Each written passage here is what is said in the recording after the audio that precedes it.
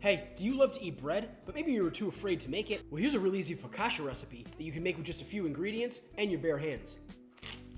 In a mixing bowl, we're gonna add a tablespoon of instant dry yeast, 2 teaspoons of granulated sugar, and the sugar is optional, it's just meant to sort of speed up the yeast. Then 2 1/4 cups of warm-ish water. You want about 90 degrees, but you don't have to drive yourself crazy. Just gently give this a little mix. Then about a tablespoon of olive oil. Then just set this somewhere room temperature in your kitchen, preferably about 70 to 80 degrees Fahrenheit, for about 10 minutes. When this is ready, your yeast will foam to the top. Then add 5 cups of all-purpose flour. And a good trick to measuring flour is use something like a spoon to lift the flour up out of your bag or your container into your measuring cup.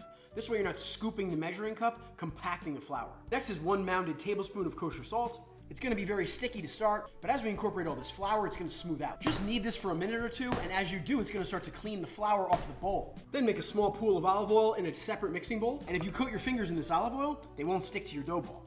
Then get all your fingers coated in the olive oil, and just sort of work this dough ball so the entire thing gets coated in the olive oil. Then cover this in plastic, and set it somewhere room temperature, about the same temperature as before, for about 45 minutes to an hour.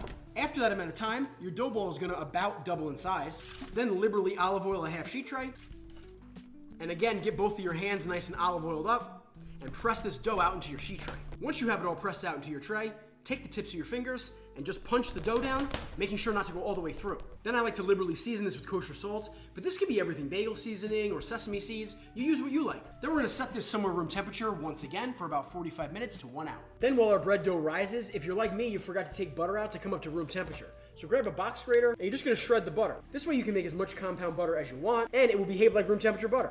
A good drizzle of honey, 2 pinches of kosher salt, and maybe our elbow grease will serve as a reminder to take the butter out next time. After our second rise, you're gonna oil your fingertips up again and just punch your dough down one more time. Then we're gonna bake this at 425 degrees for 24 minutes, and you're gonna rotate it about halfway through.